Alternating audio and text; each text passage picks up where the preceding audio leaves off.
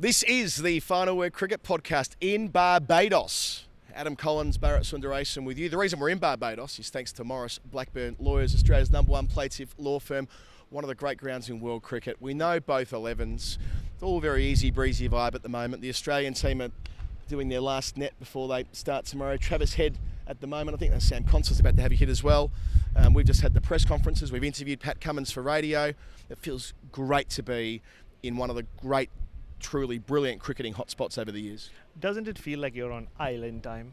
Because when you are in this part of the world, you're always on island time. You walk slower, you just do things, everything slowly, you speak slowly, Adam. I was telling you guys last night, that's also a good way to stay safe. You just walk like you belong. That's the and also the way you travel as well. Like, don't bother about the taxis. Jump into a route taxi, pay your $3.50 and just groove to the music. And that's how you live, and that's how you should tour and visit the Caribbean. And my job over the next few weeks is not just to cover cricket with you, which we do a very good job at, but also to educate you on island time and island life. Yeah, you're the cultural attaché. Despite not being West Indian yourself, you do rather carry yourself with that stereotypical disposition, you might say. I mean, I've had the great fortune of being at the last series these teams played a decade ago, where they played in Dominica, then Jamaica. Actually, the first test matches that I did abroad and commentated on for radio as well. So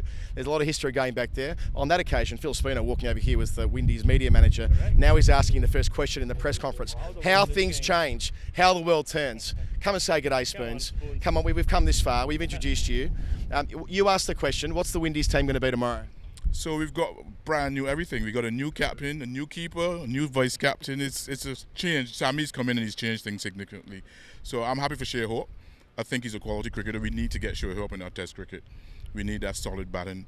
And he's not probably as good a keeper as Imlat. Imlat really is a world-class keeper in the making, but I mean, they need more batting. We need solid batting against this Australian attack. So I'm happy Shea Hope is in.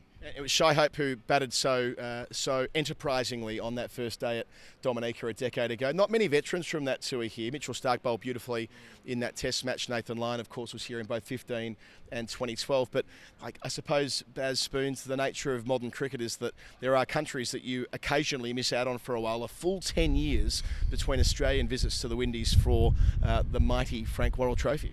Yeah, I mean, I remember my time holding the Frank Worrell Trophy and trembling. It felt so majestic. So it was really good to see it still part of the game. I know over in England and other places they're changing names of trophies and stuff like that. Let's hope West Indies and Australia never think about changing it from Frank Worrell. But as you said, 10 years ago it was a long, long time. It feels like forever. For me, it feels like forever, ever. But I'm just happy that Kensington Oval looks good for tomorrow. Expect to see Wes Hall, expect to see Joe Garner, Desmond Haynes, Clive Lloyd will be back, Cali Sharano will be here. All the greats of cricket will be here. And Barbados is the epicenter of cricket around the world. Yeah, and you really feel that. Thanks, Spoons. Appreciate that. We'll catch up with you through the week. I mean, you see there's the Sobers Pavilion, Baz, where we saw Pat and Roston Chase, the new Windies captain, 50th Test match tomorrow. I'm holding up the Frank Worrell Trophy. The old cricket ball on the side. It doesn't say 156 grams. It says 5.5. It's in the old money. It's 5.5 ounces, right? So that's how it's depicted on the ball, which gives a sense of the longevity. If they ever change that trophy, we will riot. We won't just protest. We won't just whinge on the podcast as we have with the Pataldi Trophy. We will riot. I think we should as well. And the one thing Philip Spooner didn't tell us or show you was earlier this morning when I bumped into him, he's got this folder in his bag that a 17-year-old or an Australian fan who was 17 during the Tide Test or during that series. He put together a scrapbook back then. I think he's passed on since. And in 2017, he walked into the West Indian dressing room, gave one to Philip Spooner and one to Jason Holder. And once we're done here, you have to check it out. Yeah. It's got pictures of all the players from that series. Wow. And just the way the words used, especially for Sir Frank Worrell and Richie Benaud, it kind of tells you the respect or where those two were put.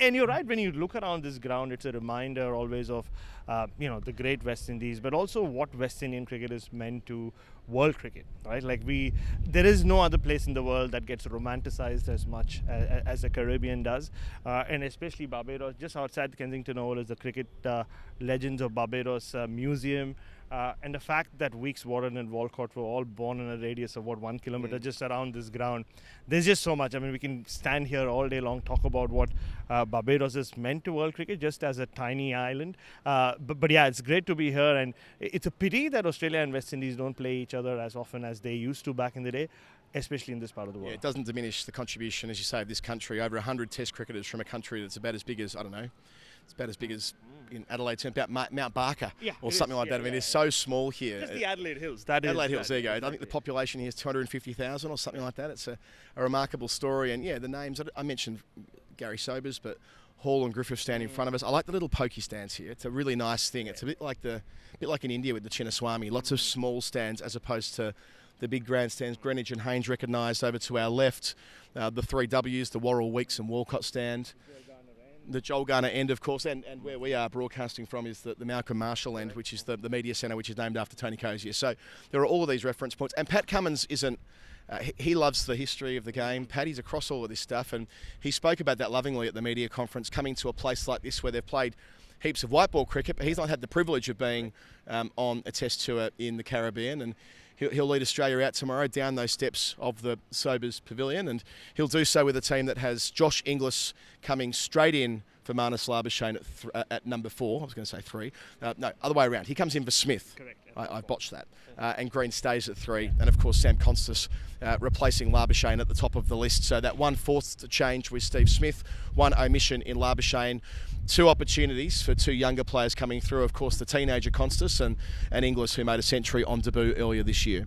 Yeah, I mean, those two, for a change, the Australian team management announced those changes a few days out. So I think it was a right call. So whether you were Marnus, you knew what was in store for you for the next few days. And if you were Constas, and I've been bumping into Sam Constas a lot in London and obviously here in Barbados over the last few days, he's been itching. He's been waiting to just get a bat in his hand and go and have a hit, which he's done a few times already on this tour. But now to just get back into Test cricket, because the initiation was so dramatic for him. I'm not even talking about the style of batting. Just it'll feel like he's also spent more time with this team. He was in Sri Lanka for a Test match. He was at Lords. He's been here for a while, taking his top off or walking around without his top for most parts. As my hair goes all over the place, this is something we'll just have to get used to. Maybe I'll have to get dreads or braids anyway at some point. Call off if we have to continue. But it's just a sign of the reset that Pat Cummins spoke about as well. And the fact that Marnus Labuschagne loses his place in the side for the first time after 53 Test matches, it's been quite a fair run, and it's been very evident in net sessions where he has to wait till the very end once only the reserves are batting. But he's been helping out a lot, bowling and contributing like he always does. But you can see that there's a slightly different dynamic already with this team. Yeah, Constas, who, as you say, he's been doing social media videos with his clobber off and all the rest of it, and really loving life as an Aussie Test cricketer. They announced that he'd be opening a few days ago. And it's a good point about Labuschagne having been a mainstay in the 11. He and Smith, one of them, have been there since 2018. The last time they both wouldn't have played a test. Gee, you'd have to go back to... It's the Melbourne Test of 2018. Spot on, there you go. So, yeah, it's a long time where one of the two of them, two idiosyncratic cricketers, have been there, and at different points being the number 1 batters in the world. Smith, it sounds like from Pat that Smith, provided he clears some hurdles in New York this week, will be here in Barbados during the Test match. Yeah. And if he remains fit enough to bat in the Splint, he'll play next week at Grenada. So, good problems to have, where there'll be that competitive tension between, presumably, Inglis, Constas and Green. Yeah, you'd think so. And with Cam Green, I mean, there's a lot of talk of him being the long-term number 4 last year, but that is when Steve Smith vacated that spot and went and thought that he would finish his career as an opener. That didn't work out. He's come back to number 4, and the fact that he's made 400 in the last 5 tests, or 4 in the last 6 anyway, kind of has meant that he will finish his career at number 4. And once they brought Cam Green in at number 3 at Lords, there was no point moving him from there because Travis Head is at 5. So unless you're saying Cam Green, who can't bowl anymore, is pushed down to 6 and you get Bo Webster out, there is no place left for him in this team. So it made sense, rather than just once again push him to 4 and once again push him back to 3. They're just going to leave him there and see if he can develop into a top 4 batter.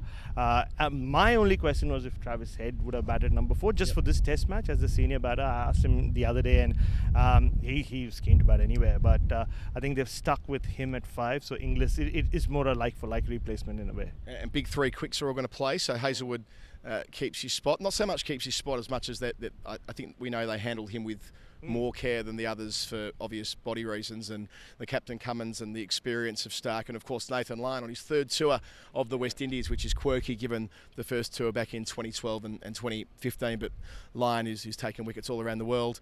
As for the West Indies, just backing over that really, I think there's been, you and I might have spoken about this on radio a couple of weeks ago, there's this assumption that because pitches here in the last 10 years have been a little bit slower, that therefore we're in subcontinental conditions.